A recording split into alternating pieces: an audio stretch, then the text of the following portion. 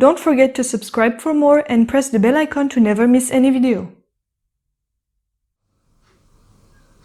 बिस्मिल्लाहिर्रहमानिर्रहीम। अस्सलाम वालेकुम। आज मैं आपको बड़ा ज़बरदस्त सा अरोमेटिक दाल मसाला बनाना सिखाऊंगी, जिसे आप बनाकर किसी एयर टाइट जार में रखकर इस्तेमाल कर सकेंगे, ताकि जब भी आपको किसी भी किस्म की दाल बनानी हो तो आप उसमें डाल सकेंगे।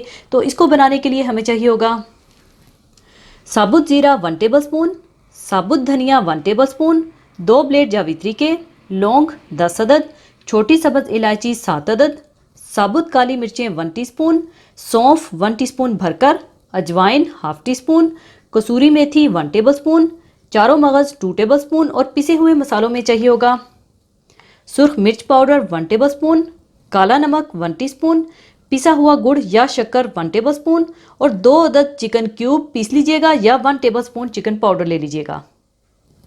तो इसको बनाने के लिए सबसे पहले एक बर्तन में सारे पिसे हुए मसाले डालकर मिलाकर रख लें, जिसमें है सुर्ख मिर्च पाउडर, काला नमक, गुड़ और पिसी हुई चिकन क्यूब, और इसे अच्छी तरह से मिला लें।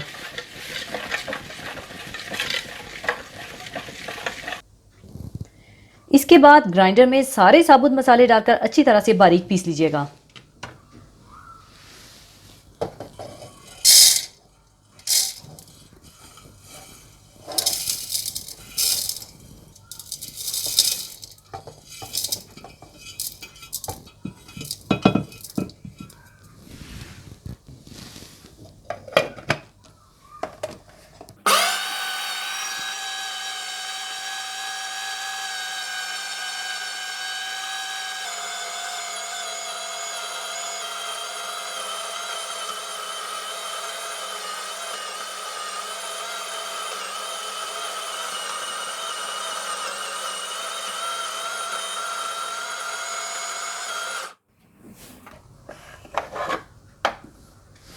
साबुत मसालों को अच्छी तरह से बारीक पीसने के बाद आप ये मसाला पहले से पिसे हुए मसालों में डालकर अच्छी तरह से मिला लें।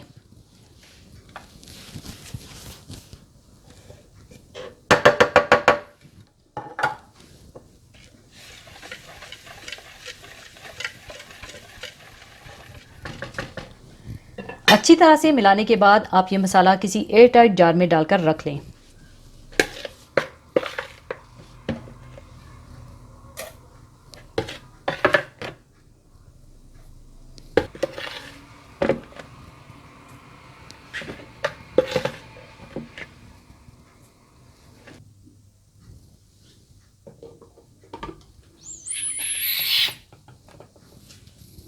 लीजिए, बड़ा ज़बरदस्त सा एरोमेटिक दाल मसाला तैयार है। इसे आप किसी भी दाल में इस्तेमाल कर सकते हैं और 250 ग्राम दाल के लिए तकरीबन 4 टेबल स्पून डाल लीजिएगा। तो बनाएं और मुझे बताइए कि कैसा बना।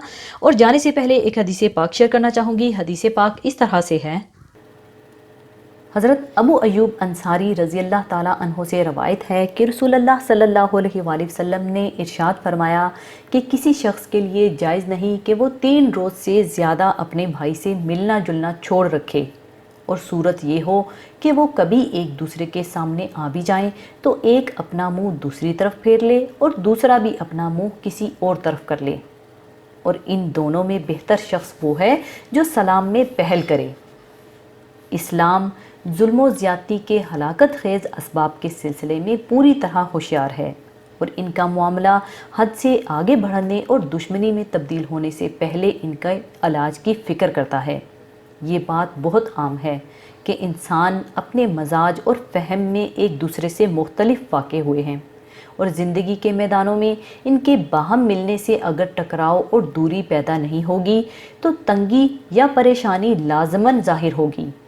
इसीलिए इस्लाम ने ऐसे असूल बनाए हैं जो मुसलमानों को धड़ेबंदी और फितना परवरी से बचा सकें, और इनके दिलों में बाहमी मोहब्बत और दोस्ती के जज्बात परवरिश पा सकें। इसी मकसद के लिए इसने कताई ताल्लुकात और बाहमी अदावात से रोक दिया है। एक रवायत में इस तरह आता है कि किसी मुसलमान के लिए ये बात जायज़ नहीं कि वो अपने भाई को 3 रोज़ से ज़्यादा छोड़े रखे, لہٰذا جس کسی نے 3 روز سے زیادہ اپنے بھائی کو چھوڑے رکھا اور اس عرصے میں مر گیا تو وہ دوزخ میں داخل ہوا۔ انسانی زندگی میں ایسا ہوتا ہے کہ کسی کی طرف سے تھوڑی سی زیادتی ہو جاتی ہے تو دوسرے انسانوں کے لیے یہ چیز باعث رنج و غم بن جاتی ہے اور وہ ایک دوسرے سے تعلقات منقطع کر لیتے ہیں۔ لیکن اللہ تعالیٰ کو یہ ہرگز پسند نہیں ہے کہ مسلمانوں کے آپس کے تعلقات اس انجام بد تک پہنچیں۔ انسان کی طبیعت میں غیرت و غضب اور حمیت کا جو مادہ پایا جاتا ہے وہ بہر صورت اپنا اثر دکھاتا ہے۔ ان احادیث میں 3 دن کا وقفہ اور رعایت اس لیے رکھی گئی ہے تاکہ انسان اپنے جذبات پر قابو پا سکے یا کم سے کم بھائی سے ناراضگی اور خفگی کے جذبات ہلکے پڑ جائیں اور صلح صفائی کی صورت پیدا ہو سکے، اور اس مدت میں غصے کی حدت کم ہو جائے گی اور غضب ٹھنڈا پڑ جائے گا۔ پھر اس کے بعد ہر مسلم کی ذمہ داری ہوگی کہ وہ اپنے بھائیوں سے تعلقات جوڑے اور اپنی پہلی روش پر لوٹ آئے۔